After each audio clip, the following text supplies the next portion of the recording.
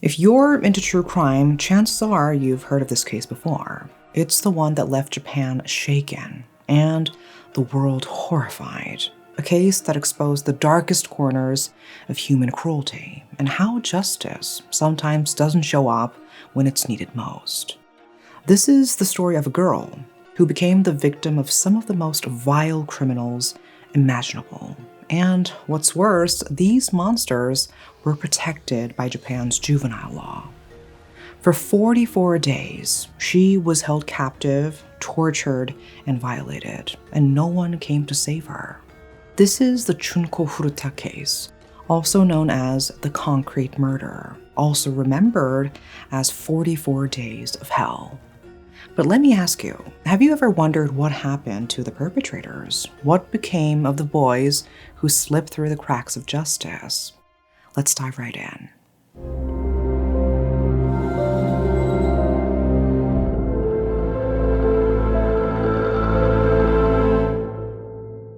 Investigators are questioning a teenage boy named Hiroshi Miyano at the Nerima Juvenile Detention Center. This wasn't about Junko, not yet. This was a separate case. A 19-year-old woman had reported being raped, bitten, and robbed. Hiroshi, who constantly bragged about having ties to the Yakuza, was being questioned. Everything seemed routine until one officer casually asked him, "You know it's wrong to kill someone, right?" And just like that, everything changed. Hiroshi froze. He broke out in cold sweat. His eyes darted around like a trapped animal. How did they know? Did someone say something? He didn't speak. He just nodded. And that one nod, just a simple nod, opened the door to something far more horrifying than anyone was prepared for. Instead of confessing to the case they were investigating, Hiroshi began spilling secrets about something else, about a body, about a different victim, about what they had done. He told them where she was. Police followed his directions to a cement plant, a place that looked like any other, quiet, industrial, unremarkable. But then they saw something, a barrel filled with concrete.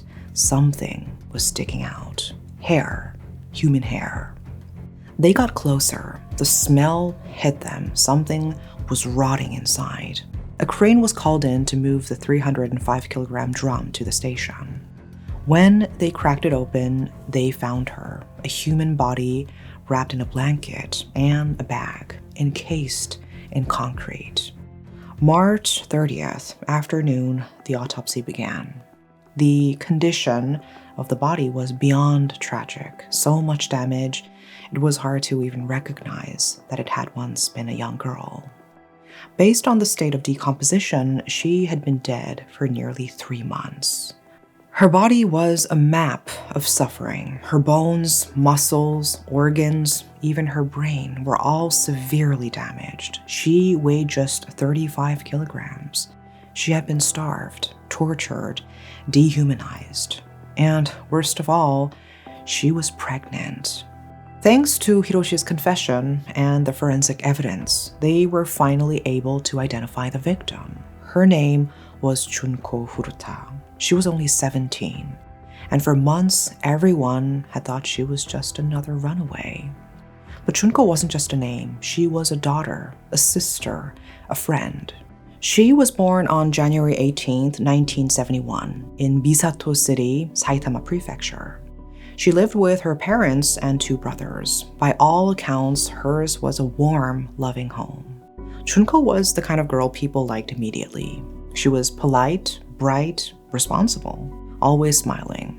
She had a part-time job at a plastic molding factory, saving money for her graduation trip. She had already been accepted at an electronics retailer, where she planned to work after finishing high school. But deep down, she dreamed of something more, of becoming an idol singer. At 166 centimeters tall, she had the look of a model. Big eyes, a delicate face, elegant even in those grainy photos from the 80s. She was that girl next door type, someone both boys and girls liked, the kind of person you describe as gentle, sweet, pure. She studied at Yashio Minami High School, where she was known for baking cakes, crafting gifts, and helping her mom around the house. She looked after her younger brother, did the chores without complaining, and despite all the praise she received, she never thought she was better than anyone else.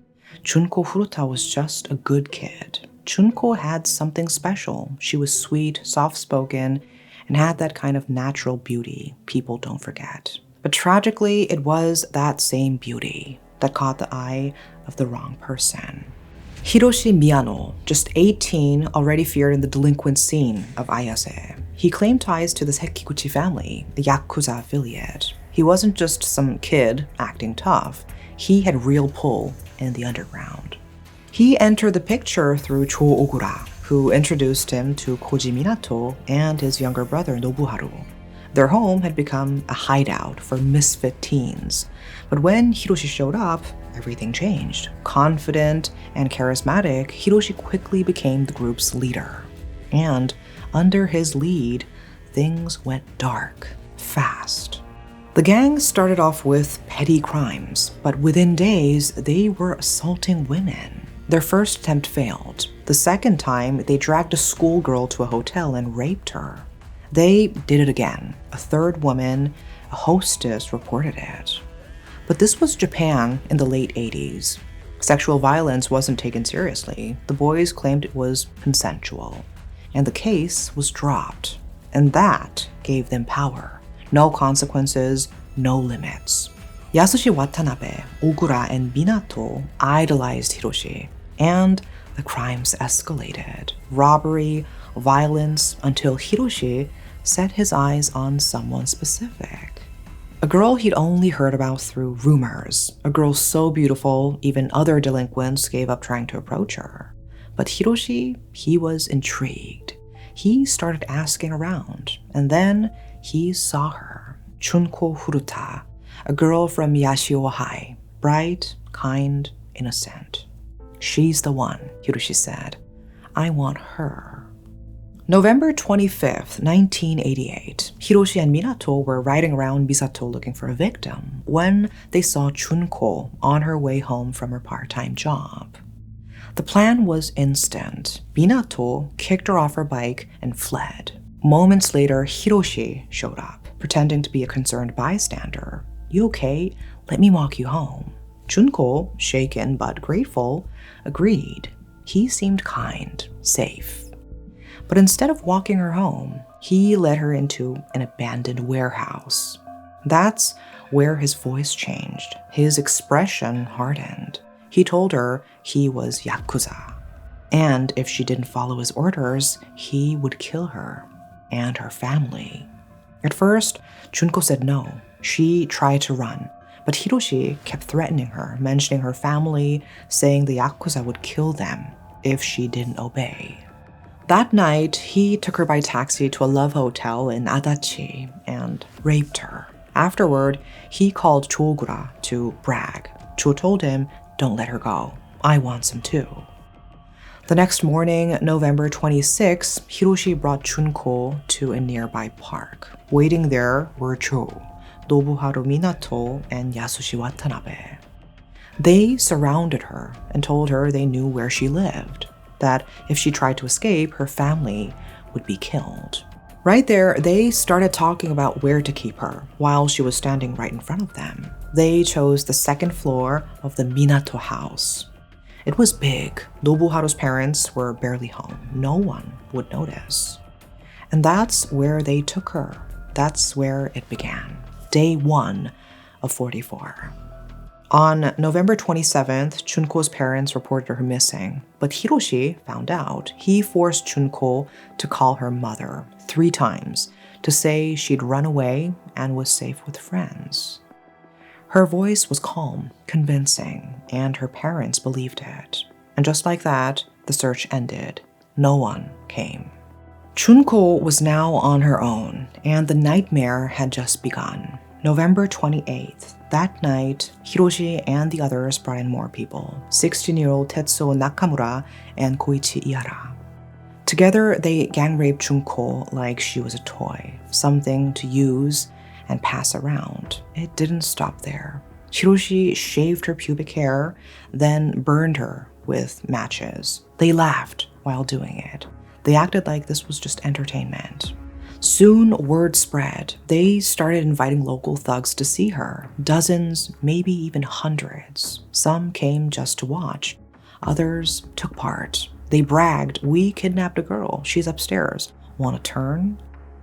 It said Junko was assaulted by more than a dozen people a day. Some were even girls, laughing, mocking, calling her slurs. They made her dance naked, drew on her body, took pictures. Some even forced her to stand on the balcony, barely clothed, in the freezing cold. They shoved objects inside her: a metal rod, a bamboo stick, golf club, a glass bottle. They made her drink alcohol, spoiled milk, gallons of water, forced her to smoke multiple cigarettes at once, and inhale paint thinner.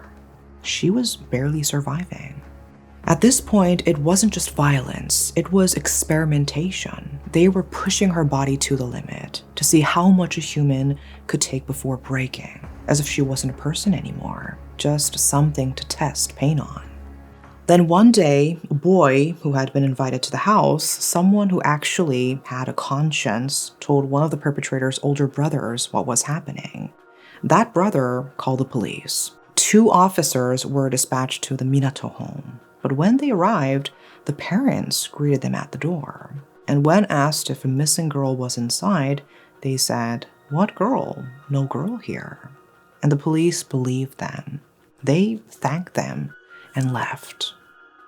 In early December, Junko saw her chance. She found a phone, she dialed the police. But just before they could answer, she was caught. One of the boys grabbed the phone, and when the officers picked up, he calmly said, "Sorry, wrong number," then hung up. The group later dragged Junko back and repeatedly punched her in the face. Hiroshi even burned Junko's ankle, so she couldn't leave the room without them again. Sometime in December, Junko wet herself. She had no control left. Her body was breaking down.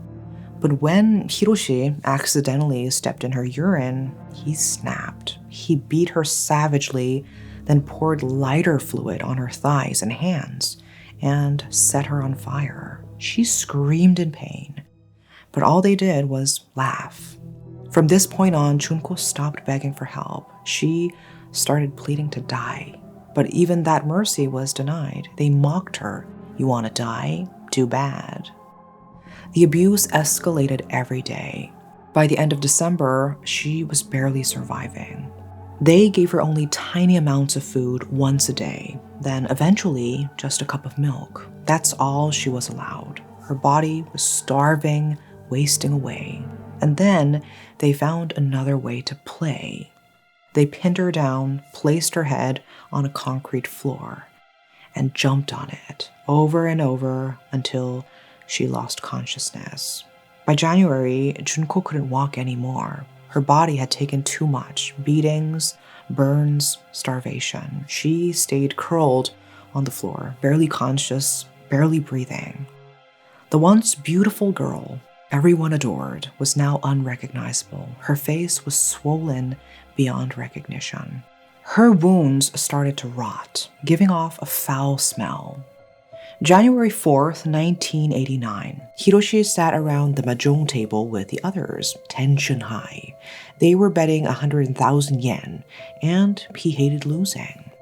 When the game ended and he was out of luck, the frustration boiled over, and she became the target of his rage. He lit a candle, set shortened candles on her eyelids, letting hot wax drip onto her face. Then they cut off her water, told her, "If you're thirsty, drink your own urine." She was kicked, slammed into furniture, convulsing from the trauma. To avoid bloodstains, they wrapped their fists in plastic bags and beat her. They dropped a dumbbell on her stomach again and again. They ripped her chest with pliers, laughing like it was some sick comedy show. Then, for the final time, Hiroshi set her on fire. Junko tried to crawl away, her last attempt to end this nightmare. But her body gave out. She stopped moving. They kept beating her for 2 more hours, thinking she was faking. She wasn't. Junko Furuta died around 10 a.m. Less than 24 hours later, Nobuharu's brother Koji called. Panicked, he said Junko was dead. Afraid of being caught, they wrapped her body in a futon, shoved it into a travel bag, and stuffed it in an oil drum. Then they poured wet concrete over it. That night, January 5th, they drove out to a vacant lot in Wakazu, Tokyo, an abandoned construction site, the perfect place to hide a body no one was looking for. They left the drum there, made a pact never tell anyone. Days passed, then weeks. Junko's body sat buried in concrete. And life went on for the boys like nothing had happened. Until early 1989.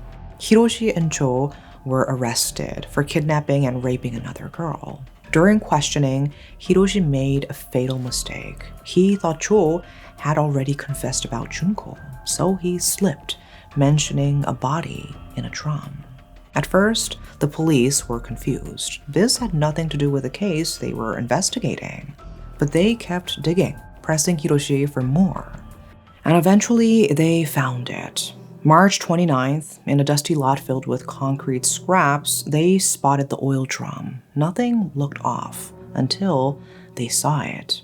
Human hair. They broke it open. Inside was a starved, battered body. A young girl, pregnant, bones shattered, a small bottle still lodged in her body. Her brain had shrunk to nearly half its size. Her face was too damaged to recognize, so they used fingerprints to identify her, and it was Junko Furuta. Finally, the truth came out. After Junko's body was found, the police quickly moved in. They arrested the core group, Hiroshi Miyano, Jo Ogura, Nobuharu Minato, Yasushi Watanabe, Tetsuo Nakamura, Koichi Iara, and even Nobuharu's older brother, Koji Minato.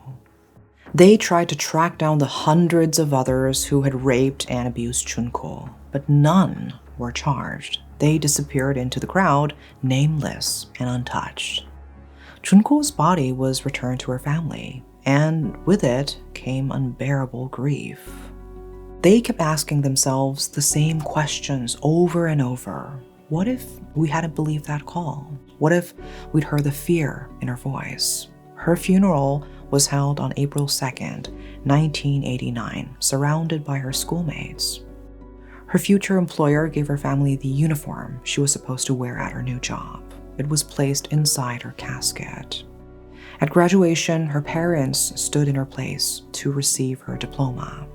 The case went to court. At first, the boys' identities were protected under Japan's juvenile law. But the crimes were so horrific, so unimaginable that journalists took a stand. Shukan Bunshun published their names and photos, arguing they do not deserve anonymity. Inside the courtroom, as the perpetrators described every act, people vomited, judges fainted. In July 1990, all were found guilty, but not for murder.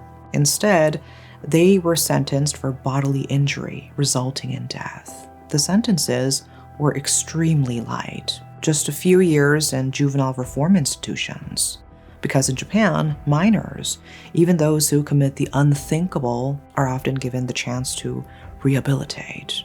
The public was outraged. The Tokyo police and prosecutors received thousands of letters and calls demanding harsher punishment. Life in prison, death penalty, anything. Prosecutors only sought life for Hiroshi, and not the others. They were criticized for it. But legal experts defended the sentences, citing precedent, especially the Nagoya couple murder case in 1988. In that case, the main killer was 19 and sentenced to death. The second, 17, got life. The difference?